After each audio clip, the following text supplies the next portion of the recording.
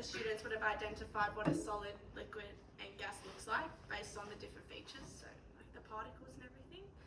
They would have also identified the difference in particles and how these particles can change based on properties such as heat, which is what we'll do today. So today we'll be targeting the content descriptor that students will be able to investigate the observable properties of solids and liquids and how adding or removing heat leads to a change of state. So before we get started, can anyone tell me what makes something a solid? You can have a think about it for a few minutes if you need to. If you have an answer, just raise your hand. Zoe? It's like all together. All together? Like the particles are closely together? What about a liquid? How could you identify something's a liquid? You could say what it looks like. If it's hard, soft, running. Running? Yeah, like watery, wet? Yeah. Perfect. So particles and solids are tightly compacted together, like this container. If you all want to go around and have a shake of the container. See how the paper in the container is not really moving? Yeah, it's tightly compacted together. Yeah. Perfect. Whereas liquids, in the container, there would be less paper, so there would be more room for movement, which causes the flow of, like Zoe said, how it looks wet or watery or runny. That's what a liquid is. So, can you name some things in everyday life that are solids? For me, we'll go around the table. Zoe? My pencil. Pencil, yeah. Lemon? Table, yeah. Computer. A tree. A tree, oh, that's a good one.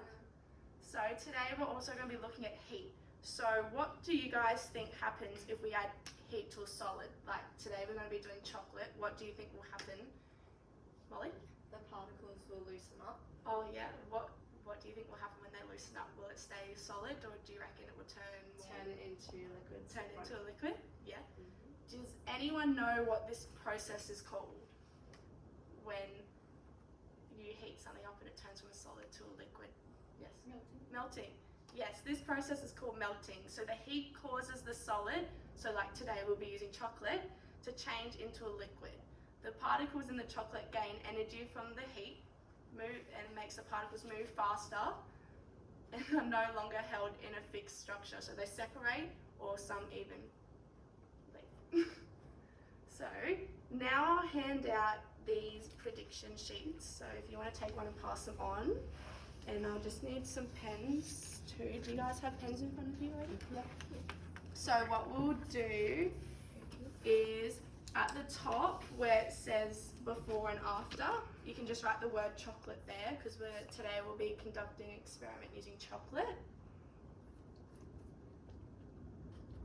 And then where it says it is and it's blank, so before melting the chocolate, what do you think it will look like? Will it look hard, packed together, or runny or watery? And then you just circle if you think it's a solid or liquid. And in the middle you can draw a picture if you want to of a chocolate bar. And then you do the same thing for the other side. So after you melt the chocolate, will it be runny, hard, or stay a solid or liquid?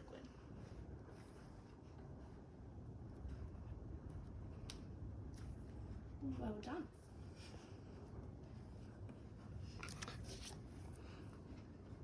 So we'll go around the table and see what everyone's written. So what did you say the chocolate will look like, Zoe, when it's before it's melted? Hard and a solid. Hard and a solid. Levin, what did you say? Hard and a solid. I like a visual representation as well. Perfect. Like a chocolate bar and a little puddle of chocolate.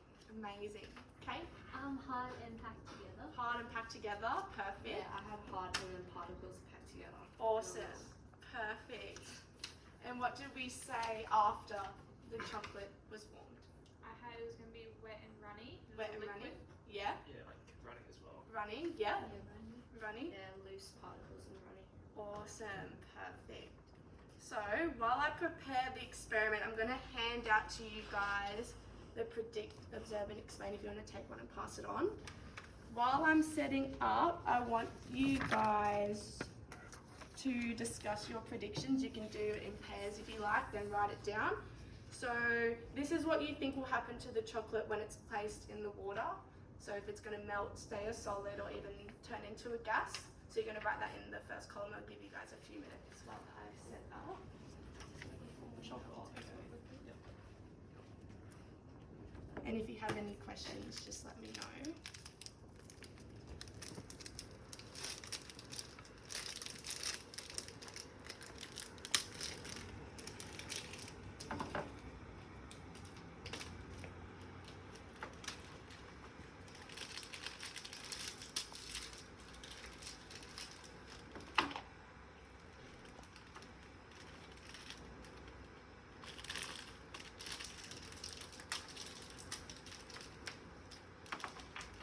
So what did we, all right, Zoe, we'll start with you.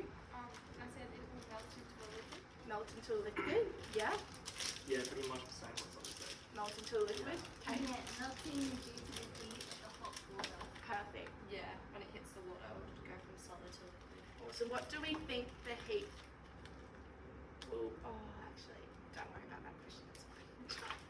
So, also, why do you think I've broken up the chocolate squares and not left them in a massive group? Levin? So it'll melt easier. So it'll If melt it's like all faster? together, it'll take longer to melt. Yeah, Yeah. the heat energy will take slower to pass through. So perfect.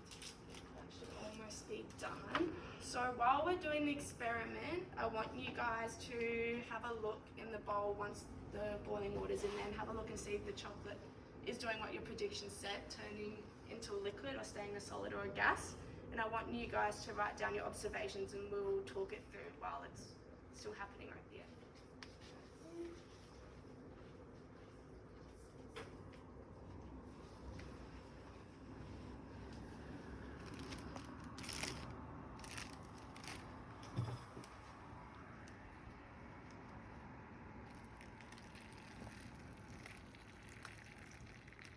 So did everyone basically say it will turn into a liquid?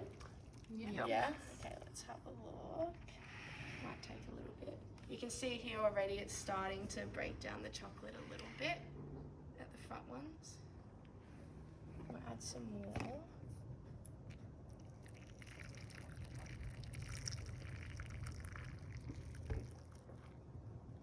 Let's see. Could you think of any other solids that we could try this experiment on while we're waiting? Zoe? Ice. Ice? Yeah. Is there any other solids you think we could try it on? Butter. Butter? Yeah. Perfect. Do you think it would have the same change as the chocolate, turn into a liquid, all of them? Yeah, similar. Similar? Yeah. Chocolate might take longer because it's pretty dense. Denser than butter and ice.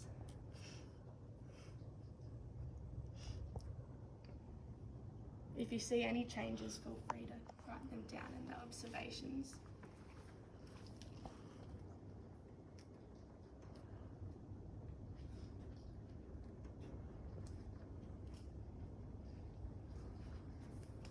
And while you're writing the observations, in your pairs you can also start to write down in your explained column. So you could write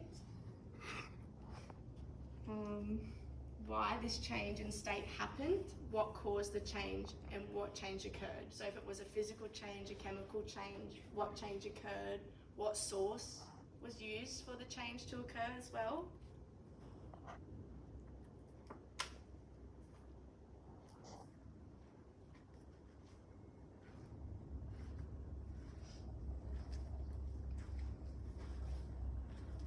Well done, Levin.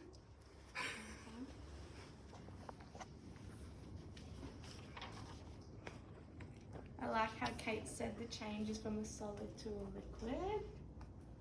It's a physical change. Well done, Molly.